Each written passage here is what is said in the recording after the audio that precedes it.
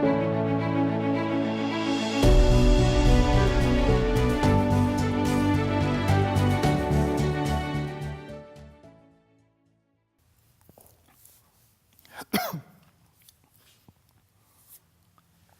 guys, come on in. John Carver over here. Come on in. Come on in. I want to share some thoughts with you today on a lesson for survival. Again, a lesson for survival. I'm a great fan of Bear Grylls. And Bear Grylls is a guy on TV who is a man's man. He goes into these wilderness places. He was part of the British Armed Forces, and this guy can do just about anything, I think. And I read a story about him some few years back. He says a boy of 9 lost in the wilderness for 24 hours used some survival tips from Bear Grylls. So Grayson Wynn knew he had to find a shelter for the night to conserve his energy and, if possible, leave clues for searchers, thanks to watching British Adventurers TV show. He ripped up his yellow jacket and tied the pieces to trees, and just he has seen on this show called Man vs. Wild. If you haven't seen the show, go look it up online. It's a really, really cool show. So born survivor Grayson Wynn in the back of an ambulance after spending nearly a day lost in this dense forest. So he realized that, he found them. He found the guy, these rescuers did, and he had gone fishing but was able to survive as a result of learning some techniques from Bear Grylls. His first words when reunited with his family was "Happy birthday." So he said, "I was really scared, but Man vs. Wild tells you how to survive in different terrains." And his father added, he was shocked, of course. He said the next thing he recognized from the show, regardless of circumstances you're in, is that you're capable of surviving. Now, I have to tell you flat out that some days you don't feel like you can survive at the moment because of what you're going through, because of what life has handed you and said, now deal with it. I'll tell you firsthand, that is not something that I enjoy going through. I would suggest that you and I don't enjoy going through that too, but going through difficult times at times is part of life. In fact, our stress comes because we're not in the moment but worried about the future complications. How many times haven't you gone through situations in your life and you're looking so far in the distance about what could be and what might be that you don't realize what's going on in front of you at the moment, meaning you fall over dollars to get to pennies, somebody told me recently. Now, there's countless of people, probably, I don't know, maybe not millions, but certainly thousands of people for centuries who've gotten stuck when faced with opportunities because they're worried about sometimes the negative implications because of their actions. In fact, some people call it analysis paralysis. They get so stuck in the details of their decisions, they don't make a decision because they're stuck in the details of the decision. So then that paralyzes their outcome. It paralyzes what they're trying to do. I read a story one time. It says, "At sea, I'm reminded of my insignificance. Of all men's insignificance, it's a wonderful feeling to be so humbled." Stephen Callahan sailed out from the Canary Islands on a small slope he built himself. 6 days later on his trip, the boat sank due to damage from a collision with an unknown object at night. He later said that he suspected the object was a whale.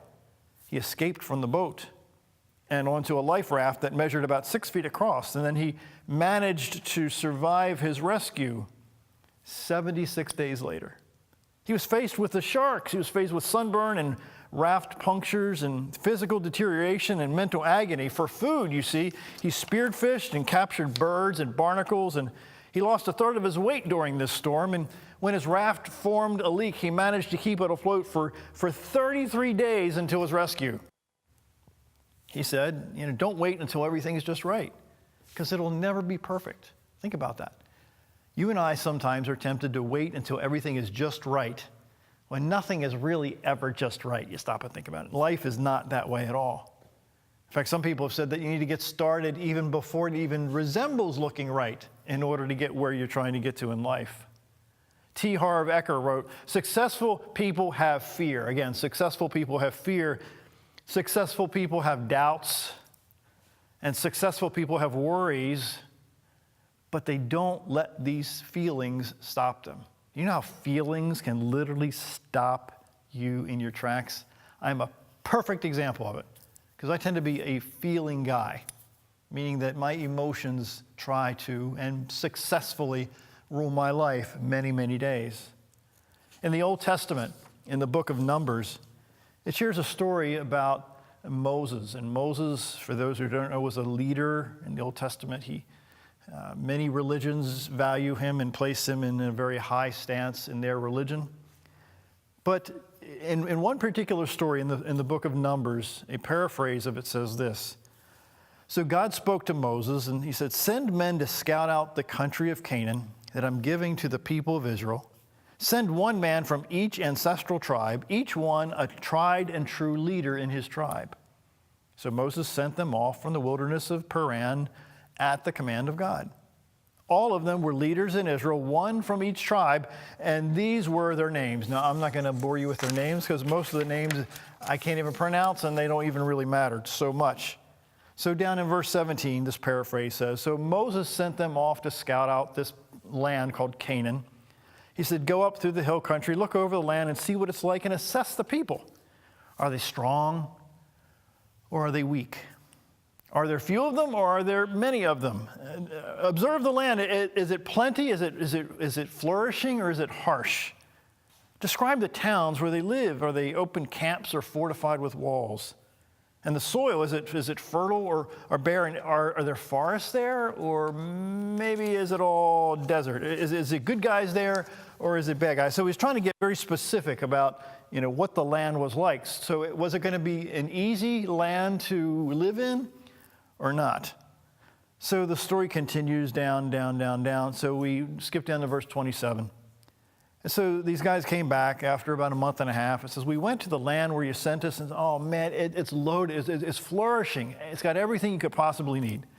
Just look at the fruit. They brought back fruit and different things. And the only thing is that the people there are fierce, the story says, and they're large. Their cities are huge and well fortified.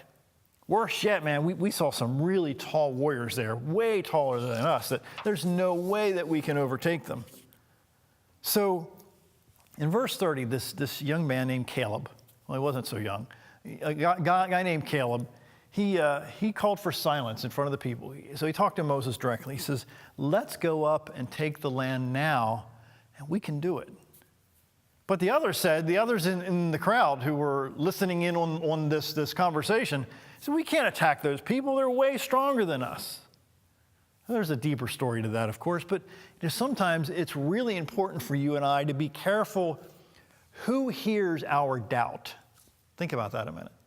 Because when there are other people who hear our doubt, that becomes a huge deal in their lives. Now flip that coin around the other way. There are people around you that frankly need to hear the fact that you are motivated to do certain things in your life, because that motivation motivates them. Your motivation, your courage in the middle of some very dark times gives them courage to keep moving forward.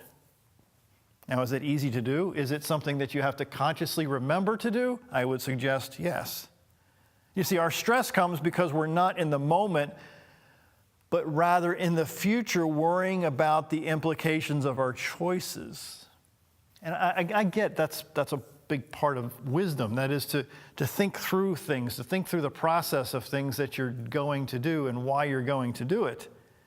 But I think sometimes you and I just need to jump off the diving board. I can remember in fourth grade, I was in Lansdowne Elementary School in Maryland, and I was terrified of swimming. I was terrified of drowning, to be blunt.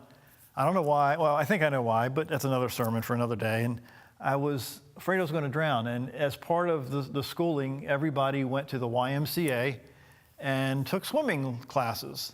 Now, there were obviously some kids in the class that knew how to swim, and there were others of us who did not know how to swim. Well, the teacher would take us to these classes, and can't remember how long we were there, an hour maybe.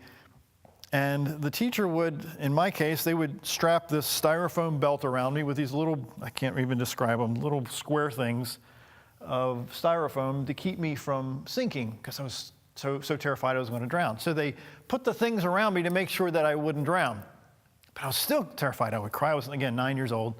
Cried my eyes out. I did not want to be there at that moment. I was terrified, I cannot tell you, because I thought that even with these white little styrofoam things that I was going to drown anyway. I was going to die that day before. I couldn't even go back home again because I was going to fail. I was going to go into the water and not come back up again. So I really thought for sure that I was going to go under. And I think sometimes you and I have to realize that sometimes we overanalyze things too much. Again, we overanalyze things too much. Our stress comes from because we're not in the moment, but rather worried about the future implications of our choices. I think you and I have to realize that sometimes you don't have time to fear what may happen. You have to either do it or you don't. I read a story one time.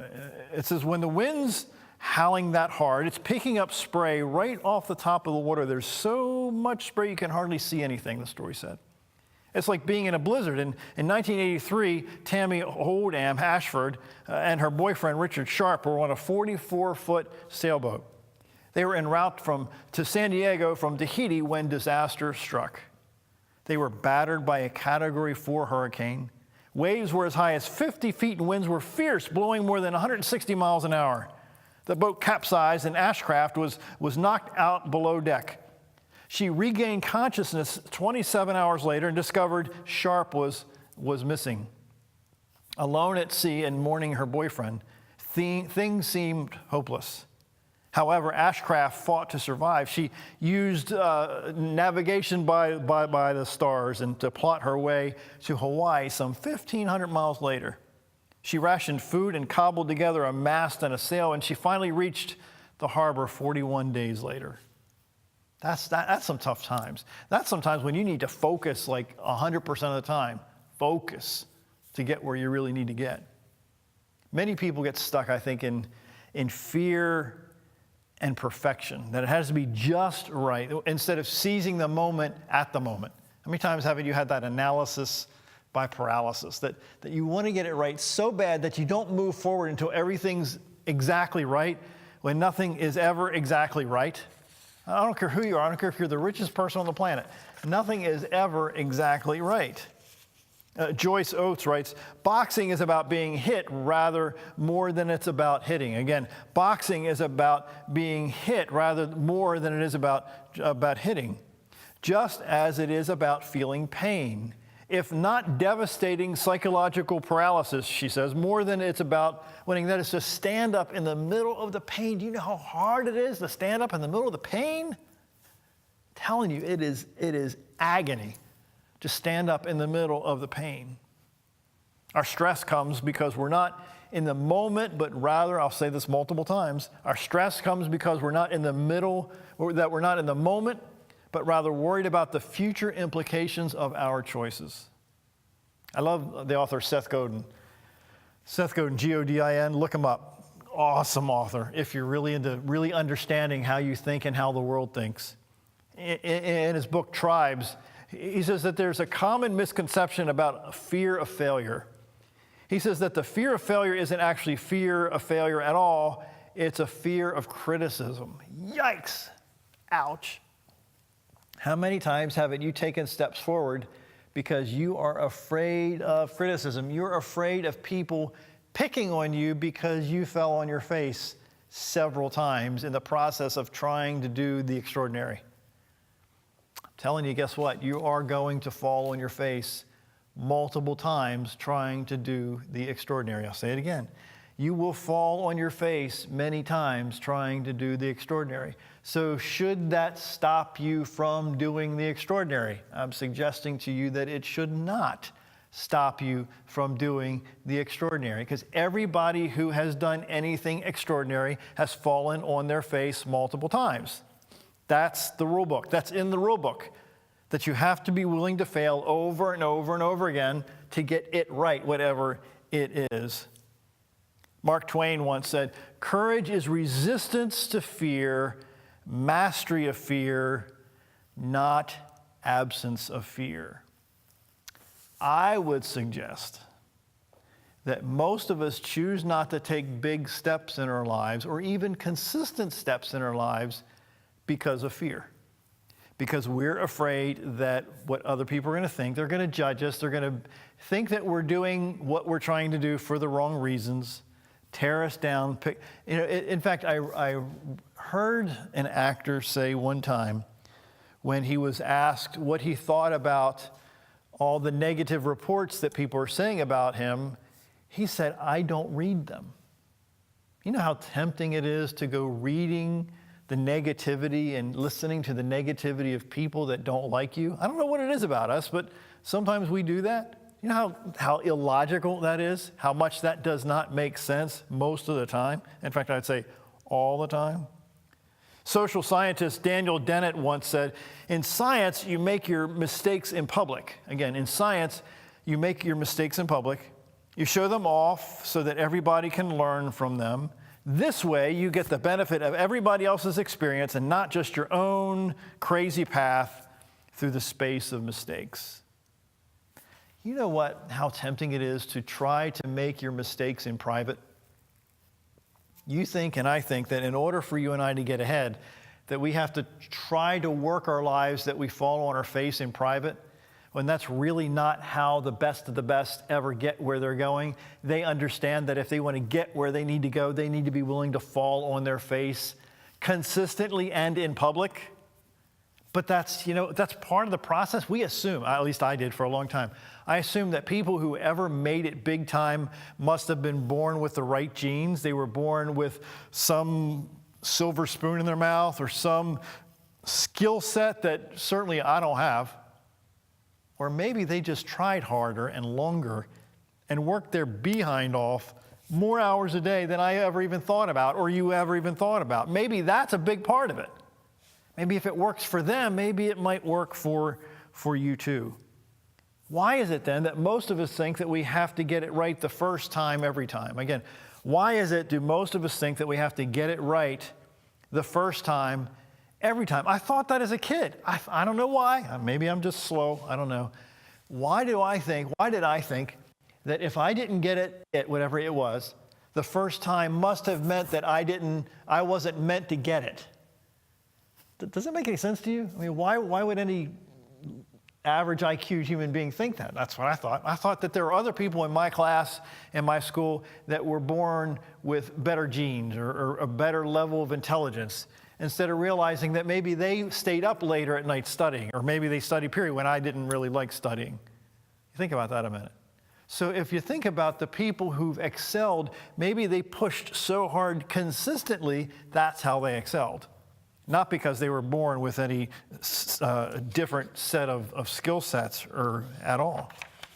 So we read time after time through the history books that your growth can be stalled, I think many times, by the people who you allow to influence you negatively in your life. Your ability to grow, your ability to blossom, your ability to take another step forward can be impacted by the people that are pushing against you as you're trying to take steps forward. You got to choose your friends more carefully is what I'm saying here. Because those friends, again, I use the term loosely and in quotes, these friends can either make you or they can literally break you down.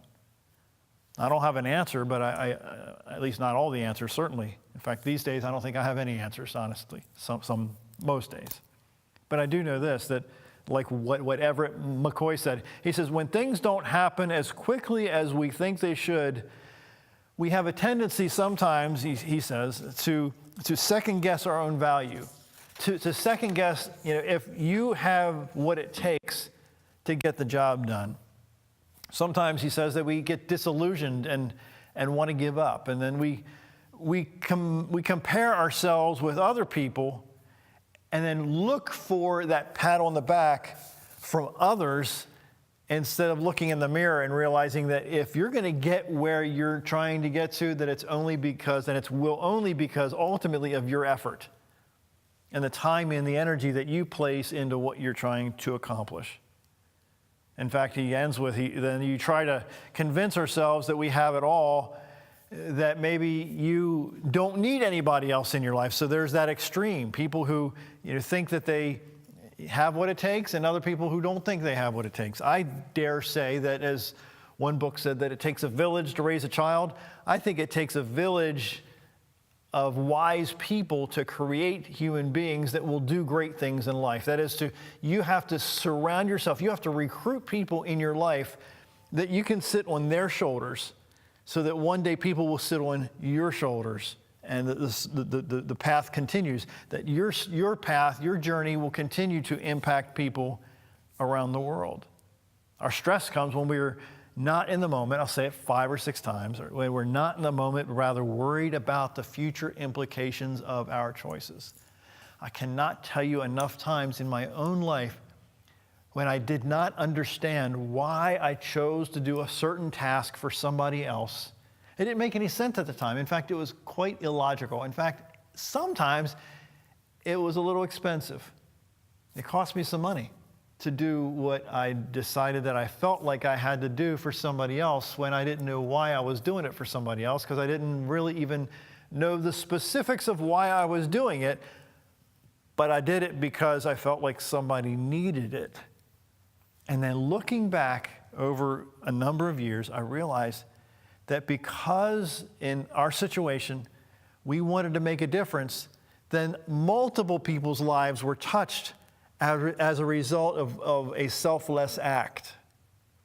And I think if you and I stop looking at ourselves and stop looking at how it's going to impact us, rather than how we can be impactful in the lives of other people, it will pull that greatness out of us. It will pull us to do things for other people when, frankly, there's no always an expectation of anything getting back. There's no return on that investment, because you're not doing it to get anything back. You're there to love. You're there to sacrifice. You're there to be a blessing.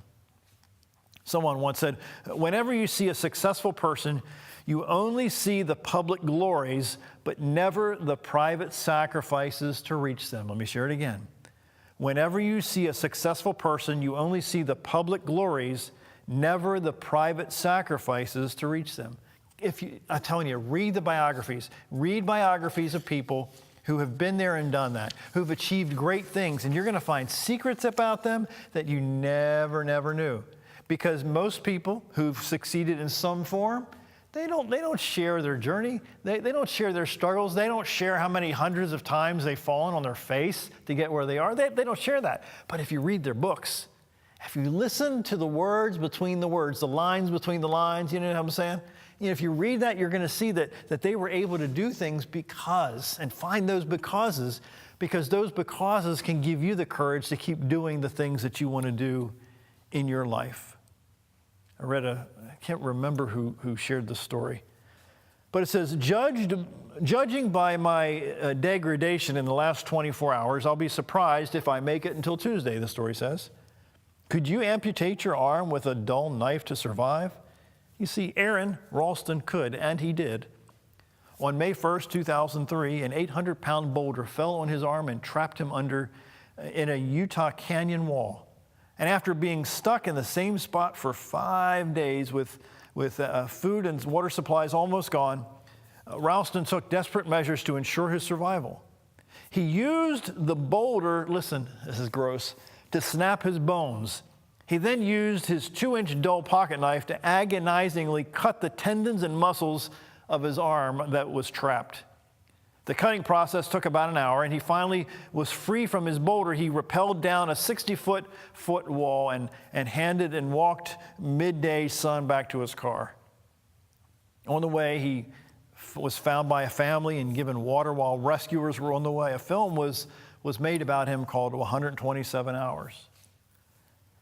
I wonder if you and I, I'm speaking to me too, just like you, if you and I have the courage to do the extraordinary to free us from situations in our lives that we find ourselves in that are not pleasant. I can't answer that question for me right now. I'm asking you that question just as I am me. Are we willing to free ourselves from attitudes and stereotypes and fears and and baggage that we've been carrying around for a long time, to free us to be able to overcome and to do things in our lives that we never thought possible. Stephen Covey said one time, he said, "I am not a product of my circumstances, I'm a product of my decisions." That's the big picture I want to share here with you today. Sometimes you don't have time to be afraid or to think about what to do.